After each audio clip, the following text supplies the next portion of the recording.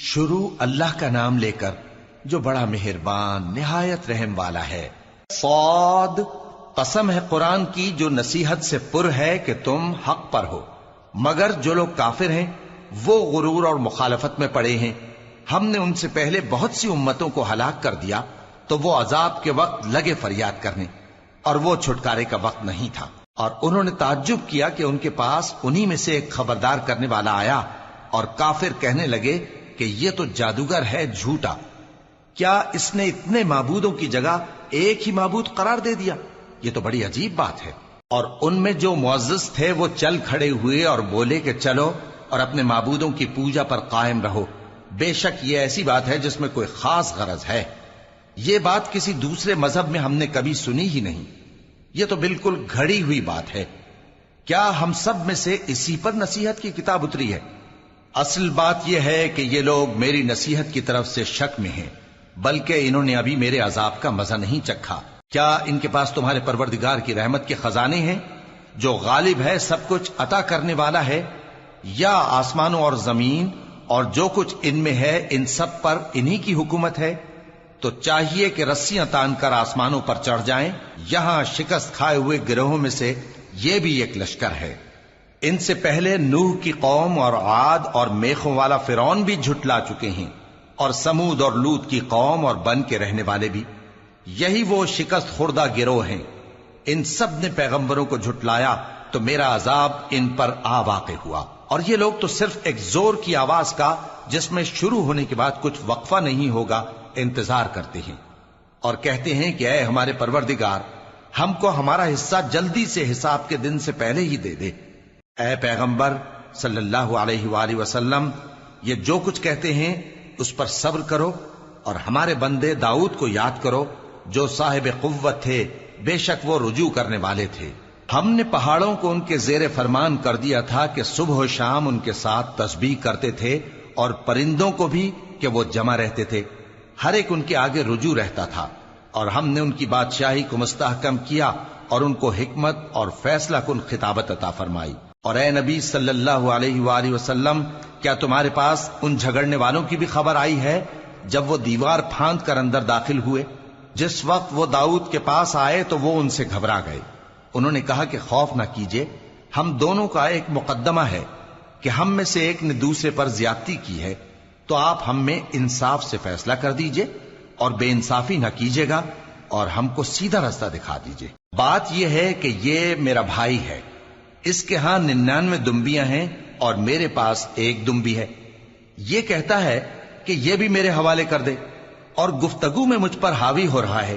انہوں نے کہا کہ یہ جو تیری دمبی مانگتا ہے کہ اپنی دمبیوں میں ملا لے، بے شک تجھ پر ظلم کرتا ہے، اور اکثر شریک ایک دوسرے پر زیادتی ہی کیا کرتے ہیں۔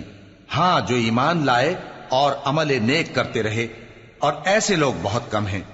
اور داؤد نے خیال کیا کہ اس واقعے سے ہم نے ان کو آزمایا ہے، تو انہوں نے اپنے پروردگار سے مغفرت مانگی اور جھک کر سجدے میں گر پڑے اور اللہ کی طرف رجوع کیا، تو ہم نے ان کو بخش دیا، اور بے شک ان کے لیے ہمارے ہاں قرب اور عمدہ مقام ہے۔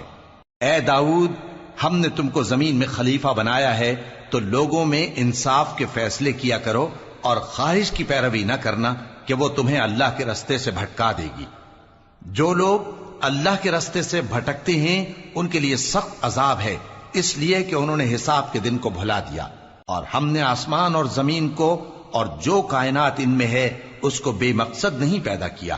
یہ ان کا گمان ہے جو کافر ہیں، سو کافروں کے لیے دوزخ کا عذاب ہے۔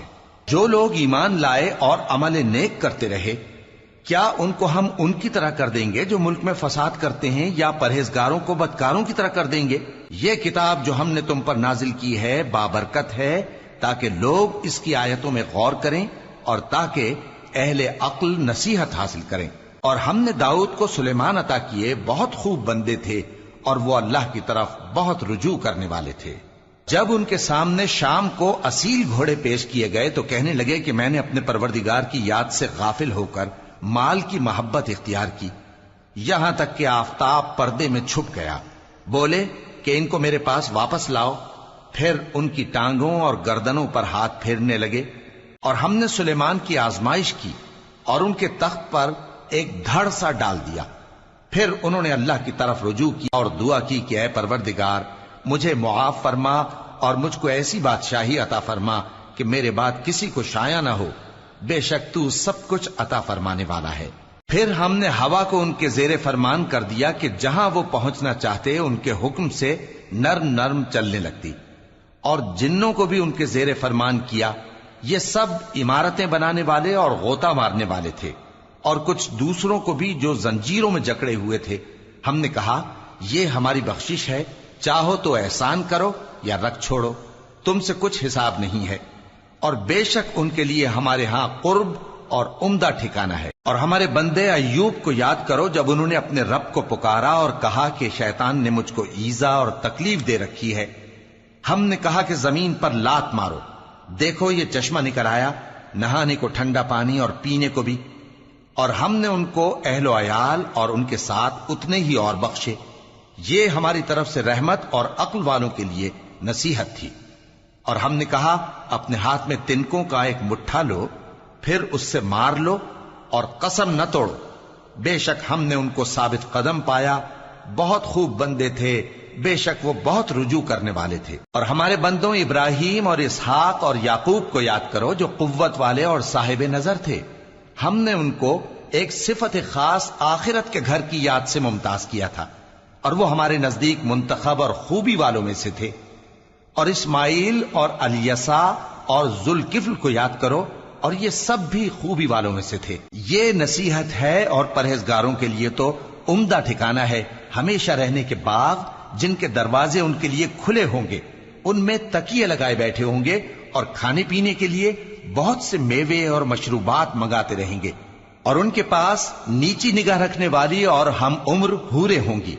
یہ وہ چیزیں ہیں جن کا حساب کے دن کے لیے تم سے وعدہ کیا جاتا تھا، یہ ہمارا رزق ہے جو کبھی ختم نہیں ہوگا۔ یہ نعمتیں تو فرمانبرداروں کے لیے ہیں، اور سرکشوں کے لیے برا ٹھکانہ ہے، یعنی دوزخ جس میں وہ داخل ہوں گے، اور وہ بری آرام گاہ ہے۔ یہ کھولتا ہوا گرم پانی اور پیپ ہے، اب اس کے مزے چکھیں، اور اسی طرح کے اور بہت سے عذاب ہوں گے۔ یہ ایک فوج ہے جو تمہارے ساتھ گھستی چلی آ رہی ہے، ان کو خوشامدید نہ کہا جائے۔ یہ دوزخ میں جانے والے ہیں، کہیں گے بلکہ تمہیں کو خوشامدید نہ کہا جائے، تمہیں تو یہ بلا ہمارے سامنے لائے ہو، سو یہ برا ٹھکانہ ہے۔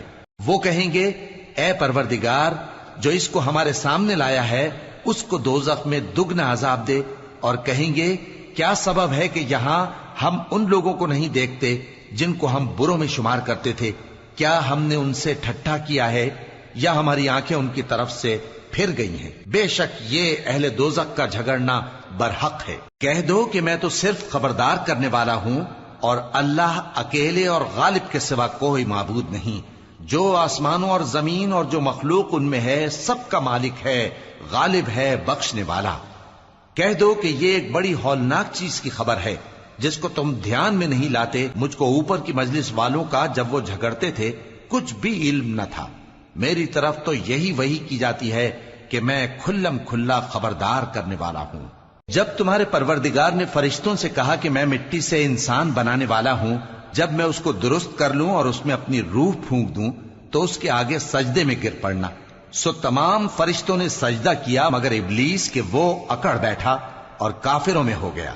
اللہ نے فرمایا کہ اے ابلیس، جس شخص کو میں نے اپنے ہاتھوں سے بنایا اس کے آگے سجدہ کرنے سے تجھے کس چیز نے منع کیا؟ کیا تو غرور میں آ گیا یا اونچے درجے والوں میں تھا؟ بولا کہ میں اس سے بہتر ہوں کہ تو نے مجھ کو آگ سے پیدا کیا اور اسے مٹی سے بنایا۔ فرمایا بس یہاں سے نکل جا، تو مردود ہے اور تجھ پر قیامت کے دن تک میری لعنت پڑتی رہے گی۔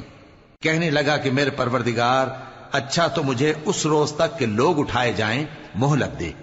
فرمایا کہ تجھ کو مہلت دی جاتی ہے اس روز تک جس کا وقت مقرر ہے۔ کہنے لگا کہ مجھے تیری عزت کی قسم، میں ان سب کو بہکاتا رہوں گا سوائے ان کے جو تیرے چنے ہوئے بندے ہیں۔ فرمایا ٹھیک ہے، اور میں ٹھیک ہی کہتا ہوں کہ میں تجھ سے اور جو ان میں سے تیری پیروی کریں گے سب سے جہنم کو بھر دوں گا۔ اے پیغمبر، کہہ دو کہ میں تم سے اس کا صلہ نہیں مانگتا اور نہ میں بناوٹ کرنے والوں میں ہوں۔ یہ قرآن تو اہل عالم کے لیے نصیحت ہے، اور تم کو اس کا حال कुछ वक्त के बाद मालूम हो जाएगा।